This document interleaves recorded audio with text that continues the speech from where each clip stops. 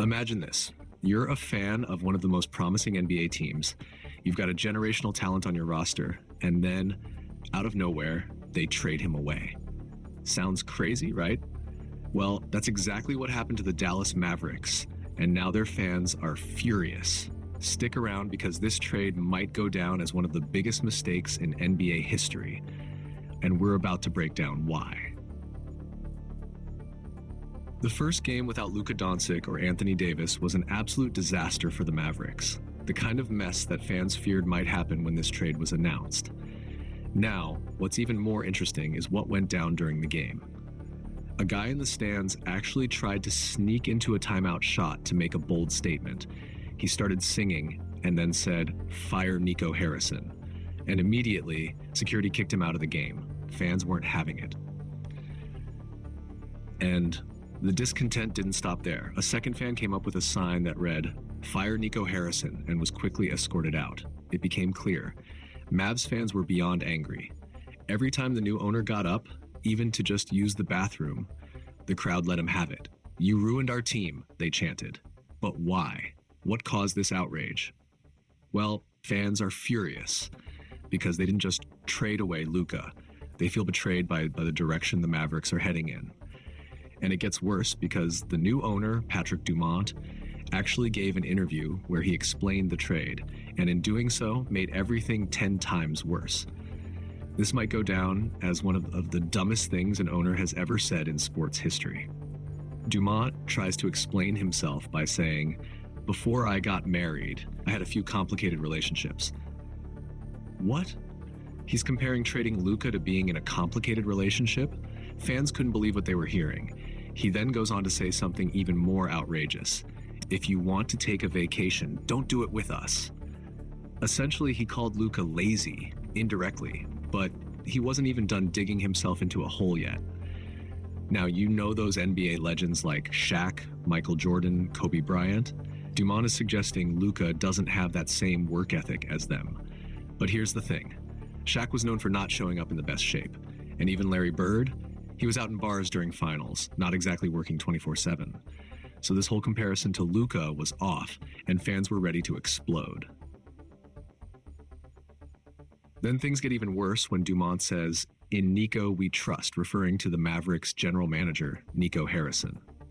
He talked about a tremendous run to the finals, but we all know it was Luka who got them there. The whole point of getting PJ Washington and Daniel Gafford was to support Luka, not replace him. But now they've traded him away, and what's left? A 6-year-older Anthony Davis and a few other players who don't match Luka's caliber. So the biggest problem with this trade? The Mavericks didn't even get a massive package in return for Luka. A couple of players and a pick? That's it.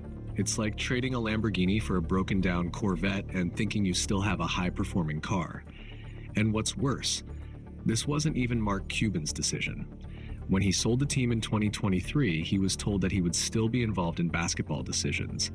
But Dumont didn't consult him. The decision to trade Luka was all on him. Now, here's why this trade feels so personal to fans. Luka wasn't just another player. He was the future of the franchise. He brought them hope. He was a star like Dirk Nowitzki, the guy who was there through thick and thin. The idea of trading away a player like Luka might have fans feeling like they're watching history repeat itself, a team full of bad decisions. And it's not like they traded him for some young, unproven talent. They traded him for Anthony Davis, who is 6 years older and often injured. So what gives? To make matters worse, there's the story that Nico Harrison, Mavs GM, was upset with Luka's diet, conditioning, and attitude. He felt Luka's injuries would get worse, and he wasn't willing to give him a max extension. But here's the thing. Luka is one of the best players in the NBA. Lowballing him for a $315 million extension is a huge mistake, especially after the Mavericks made it all the way to the finals with Luka leading the way. Fans are absolutely right to be angry. They think the new ownership is more interested in saving money than actually winning. There's a rumor that they just want to legalize gambling in Texas, and now they're stuck with a team that could take decades to rebuild. And let's talk about Nico Harrison's past. Turns out he was also involved in that infamous Nike meeting that lost Steph Curry. You know, the meeting where they mispronounced his name and botched his pitch? Yeah, that was Nico's responsibility. It's no wonder fans feel like he doesn't have the best track record when it comes to making big decisions. But back to the trade. This isn't just about the Mavericks being cheap. It's about the fans losing someone they loved, someone who could have been their Dirk. The thing is, teams just don't get players like Luka very often. Think about it. The Bucks waited 38 years between Kareem and Giannis. The Cavs waited over 30 years for LeBron. So how long do you think it'll be before Dallas gets a player of Luka's caliber again? Another 30 years? It's clear that the Mavericks have set themselves back and they've alienated their fan base in the process. And now with players like Kevin Durant and Trae Young rumored to be on the move, we can't help but wonder if the Mavericks will ever be in a position to attract another superstar to their team. So let's talk about what the Mavericks need to do next. Is there a chance they could bounce back from this trade? Or will they be stuck in mediocrity for the next few decades? What do you think? Let us know in the comments. What do you think about the Mavericks trading Luka? Was it a huge mistake, or do you think they had a valid reason? Let me know your thoughts in the comments below. If you're a Mavericks fan, how does this trade make you feel about the future of the team? Do you think they can recover from this move, or is this the beginning of a long rebuilding phase? And hey, if you think this trade was a major blow to the Mavericks' chances, smash that like button.